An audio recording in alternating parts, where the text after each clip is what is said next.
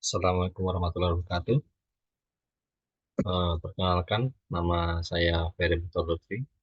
Saya dari jurusan Informatika. Di sini saya akan membahas tentang peluang digital ekonomi Indonesia. Peluang digital ekonomi Indonesia.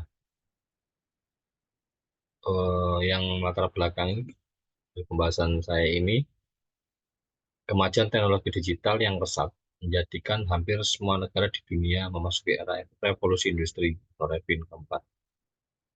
Perubahan menuju era ini dapat dirasakan pada semua aspek kehidupan manusia, aspek pendidikan, sosial, budaya, dan terutama pada sektor usaha.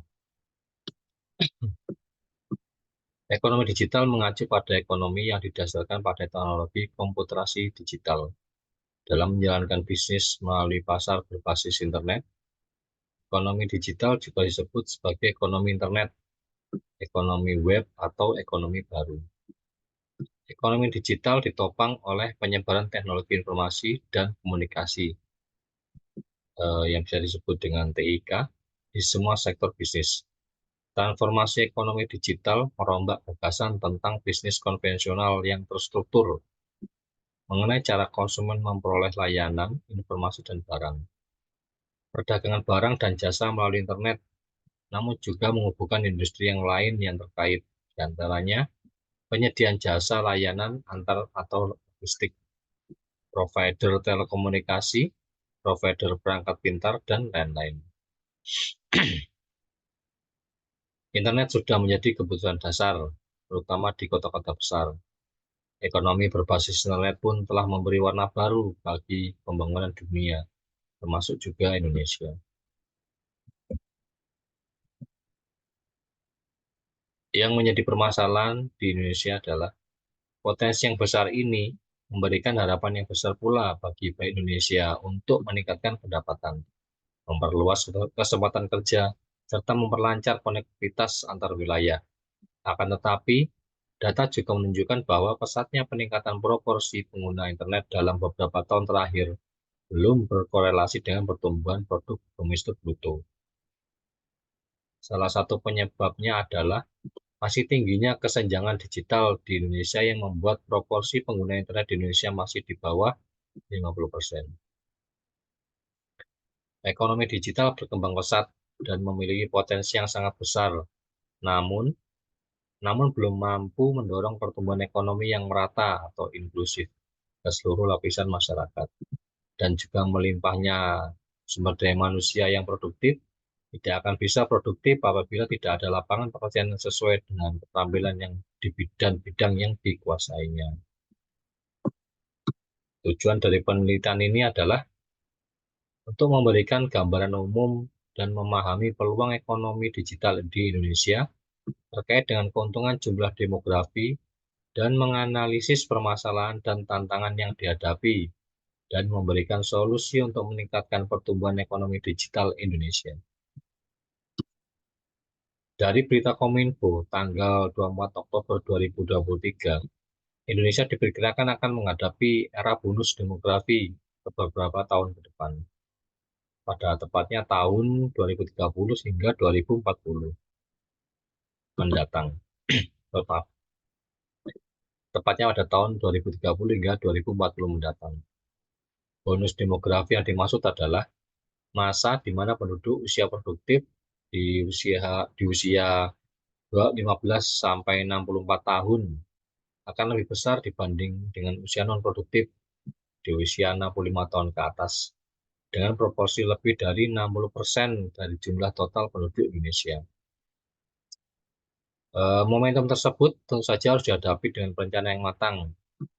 Menteri Koordinator Bidang Pembangunan Manusia dan Kebudayaan Menko PMK, Bapak Muhadjir Effendi mengatakan, pemerintah saat ini tengah menggodok dan berbagai program untuk mewujudkan visi Indonesia Emas 2045.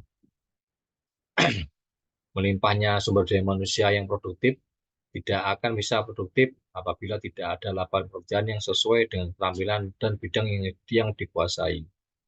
Maka dari itu, pemerintah tengah mempersiapkan berbagai lapangan pekerjaan dan membuka keran investasi baik dalam negeri maupun dari luar negeri. Bonus demografi menjadi kesempatan strategis bagi Indonesia untuk melakukan berbagai percepatan pembangunan dengan dukungan sumber daya manusia atau SDM berusia produktif yang melimpah. Apalagi di tahun 2030 terdapat agenda besar pembangunan berkelanjutan Sustainable Development Goals. Sejalan dengan itu, pemerintah pun tengah mencanangkan visi Indonesia Emas tahun 2045 dengan harapan terciptanya generasi produktif dan berkualitas. Tugas negara adalah tugas negara adalah mengintervensi, menciptakan lapangan pekerjaan melalui investasi. Jadi, investasi baik menggunakan dana dalam negeri maupun luar negeri, termasuk menggunakan modal asing masuk Indonesia, itu sebetulnya adalah untuk menciptakan lapangan pekerjaan untuk generasi produktif. Pemerintah saat ini sangat fokus untuk membangun lapangan-lapangan pekerjaan agar bonus demografi bisa dimanfaatkan dengan baik. Karena kalau tidak, pemerintah akan kehilangan momentum. Kita akan kehilangan momentum di masa bonus demografi sekarang ini. Apabila bonus demografi gagal dimanfaatkan, maka akan sangat berbahaya ketika masuk ke dalam masa aging population atau masa di mana jumlah penduduk berusia tua lebih besar dari jumlah penduduk yang masih produktif. Bahkan generasi muda PPI harus bisa menjadi bagian dari generasi produktif yang bisa memanfaatkan peluang bonus demografi dan akan berperan dalam pembangunan nasional di tahun 2045. Data-data yang diambil adalah perubahan kegiatan ekonomi menjadi serba online merupakan bukti nyata dari perkembangan ekonomi digital di Indonesia. Banyak perusahaan startup yang terus berinovasi. Banyak perusahaan startup yang terus berinovasi demi memberikan pelayanan online kepada konsumennya. Yang sebagai contohnya adalah yang pertama di bidang transportasi. Di bidang transportasi contohnya adalah ekonomi digital adalah contoh ekonomi digital adalah layanan ojek. Dulu, jika akan menggunakan jasa ojek, orang harus datang ke pangkalan dan menunggu tukang ojek yang sedang tidak menarik penumpang. Namun sekarang kita hanya tinggal menunggu di rumah. Orang tetap bisa menggunakan layanan ojek bahkan dijemput di tempat yang diinginkan. Hal tersebut bisa dilakukan dengan memanfaatkan smartphone dan layanan internet. Di Indonesia, layanan yang cukup populer yaitu Gojek dan Grab. Bahkan kini layanan mereka tidak hanya sebatas pada antar jemput penumpang, melainkan juga pesan antar makanan dan barang-barang tertentu. Yang contoh yang kedua adalah di bidang perbankan. Seiring berkembangnya transaksi digital, industri perbankan juga perlu menyesuaikan diri terhadap hal ini. Hal ini karena untuk menuntaskan sebuah transaksi dibutuhkan alat pembayaran. Uang tetap menjadi alat pembayaran yang sah, namun sekarang bentuknya sudah berubah menjadi digital. Dalam bidang perbankan, contoh ekonomi digital adalah produk-produk dompet digital yang dapat digunakan untuk bertransaksi di berbagai tempat, seperti e-banking, OVO, GoPay, dan sebagainya. Selain dompet digital, ada juga produk perbankan seperti kartu debit, kartu kredit yang bisa dimanfaatkan untuk bertransaksi. Untuk di bidang kesehatan, sebelumnya orang harus pergi ke klinik atau rumah sakit untuk mendapatkan layanan kesehatan. Namun mereka perlu menemui dokter untuk mengkonsultasikan keluhan yang diderita. Maaf. Namun sekarang pertemuan antara dokter dan pasien bisa dilakukan secara virtual. Jadi dalam bidang kesehatan, contoh ekonomi digital adalah aplikasi layanan kesehatan seperti Halodoc. Dengan adanya aplikasi semacam ini, pasien tidak perlu lagi mengantri di fasilitas kesehatan jika mengalami keluhan sakit. Mereka bisa berkonsultasi dengan dokter secara virtual, bahkan mendapatkan obat yang dibutuhkan.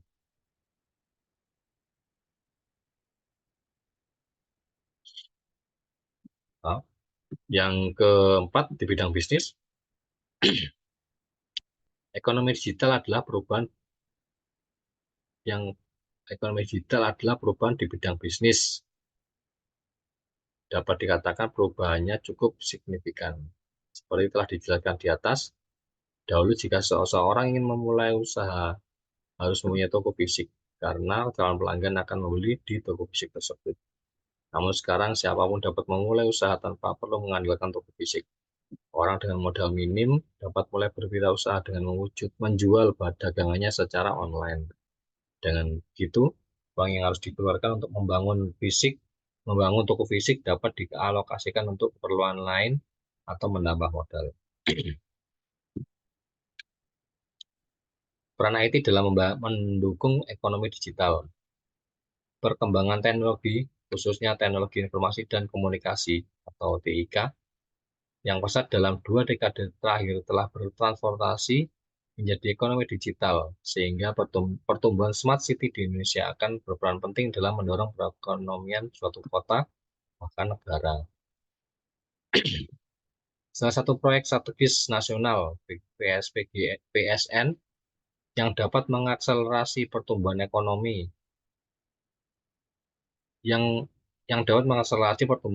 nasional melalui pemanfaatan TIK adalah Palaparing.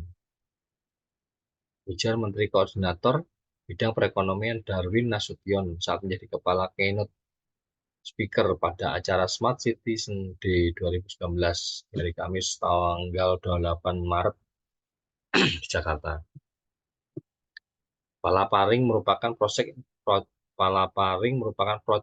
infrastruktur TIK berupa pembangunan jaringan serat optik sepanjang 12.148 km di seluruh wilayah Indonesia.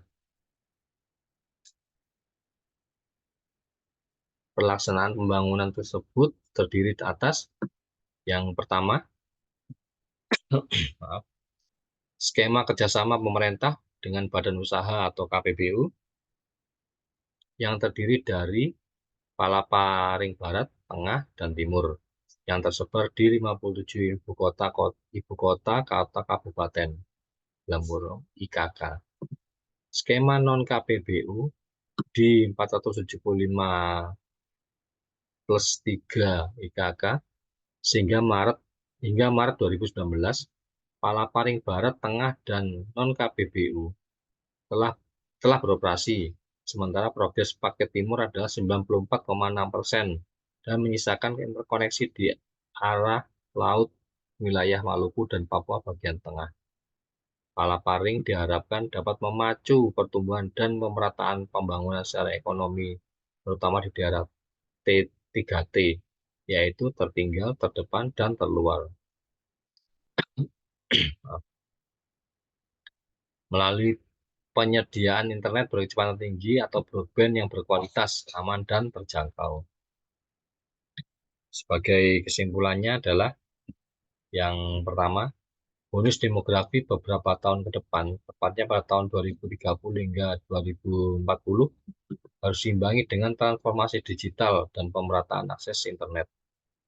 Yang kedua adalah transformasi digital dan pemerataan akses internet merupakan dua hal yang saling berkaitan dan mendukung sebagai salah satu kunci keberhasilan mewujudkan visi Indonesia Maju 2045.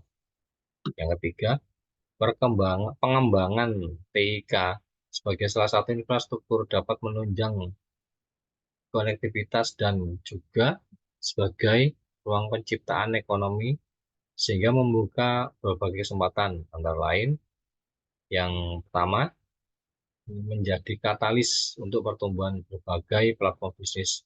Nilai kapitalisasi 10 perusahaan platform teratas saat ini lebih tinggi daripada perusahaan konvensional dan dicapai dalam periode yang lebih singkat. Membuka peluang usaha. Perkembangan digital telah mengubah berbagai bisnis model. Salah satunya adalah sharing ekonomi yang dapat meningkatkan nilai ekonomi dengan pemanfaatan akses secara terbuka, meningkatkan kesejahteraan. Aplikasi on demand service seperti Gojek berkontribusi dalam meningkatkan kesejahteraan masyarakat, driver, UKM, dan petani. dan inklusivitas keuangan. Terima kasih. Hanya itu saja yang dapat saya jabarkan. Kalau saya ada salah, saya mohon maaf yang sebesar-besarnya. Wassalamualaikum warahmatullahi wabarakatuh.